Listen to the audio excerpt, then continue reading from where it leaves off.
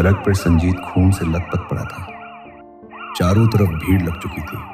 कोई एम्बुलेंस को फोन कर रहा था, कोई वीडियो बना रहा था, लेकिन मिम्मी के लिए उस पल दुनिया बिल्कुल खामोश हो चुकी थी।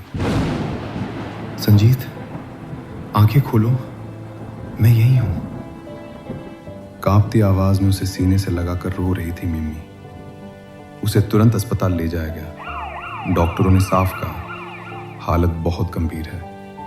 सिर पर गहरी चोट, शरीर के कई हिस्सों में फ्रैक्चर, बचने की उम्मीद लगभग नहीं के बराबर। आईसीयू के बाहर बैठी मिम्मी बस एक ही बात दोहरा रही थी, भगवान इसे वापस लौटा दो, मुझे और कुछ नहीं चाहिए। लगातार 7 दिन, न नींद न खाना, सिर्फ इंतजार। 7वें दिन सुबह डॉक्टर बाहर आए। ये चमत्कार है, मरीज रिस्पॉन्ड कर रहा है। संजीत ने धीरे धीरे आंखें खोली, कमजोर, खामोश, लेकिन जिंदा। 1 महीने बाद संजीत घर लौट आया। शरीर ठीक हो रहा था, लेकिन उसकी आंखों में अजीब सा सन्नाटा था। वो पहले जैसा हंसता नहीं था, बात नहीं करता था। मिम्मी को लगा वो अपराध बोध में टूट गया है, लेकिन वो नहीं जानती थी इस खामोशी के भीतर कुछ और ही बन रहा था। दिन बीतते गए। एक रात संजीत ने अचानक पूछा, तुम्हारा बॉस कैसा इंसान है? मिम्मी चौंक गई। अचानक क्यों? बस जानना था। मिम्मी ने सामान्य आवाज में कहा, बहुत अच्छे हैं, पिता जैसे। उन्हीं की मदद से दादा का इलाज हो पाया। संजीत ने बस सिर हिलाया, लेकिन उसके दिमाग में अलग ही हिसाब चल रहा था। आईसीयू में पड़े पड़े उसने कुछ चीजें नोटिस की थी। मिम्मी के फोन पर अजीब मैसेज, छुप छुप कर बातें करना, और सबसे बड़ी बात, जिस अस्पताल में दादा के एडमिट होने की बात कही गई थी, वहां कोई रिकॉर्ड ही नहीं था। एक रात संजीत ने मिम्मी का फोन उठाया। पासवर्ड उनके बेटे की जन्मतिथि। फोन खुलते ही सच सामने था। मैसेज, तस्वीरें, होटल की रसीदें, मिम्मी और उसके बॉस के बेहद करीब पलों के सबूत। संजीत के भीतर सब कुछ जम सा गया। तो सब झूठ था। दादा का एक्सीडेंट झूठ, अस्पताल झूठ, पिता जैसा बॉस सबसे बड़ा झूठ। उसके दिमाग में सिर्फ एक शब्द घूम रहा था, विश्वास। अगले कुछ दिन संजीत बिल्कुल सामान्य रहा। मिम्मी को लगा सब ठीक हो गया, लेकिन वो एक एक करके सारे सबूत जुटा रहा था।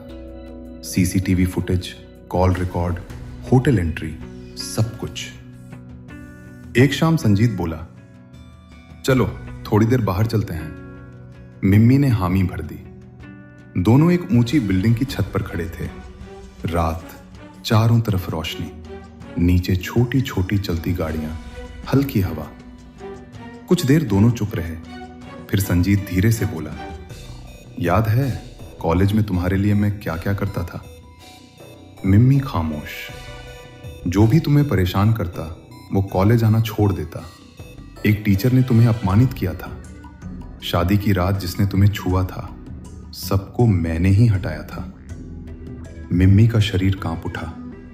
संजीत ने आगे कहा, मैं समझता था तुम ही मेरी दुनिया हो। तुम्हारी आंखों में आंसू मतलब मेरा अंत।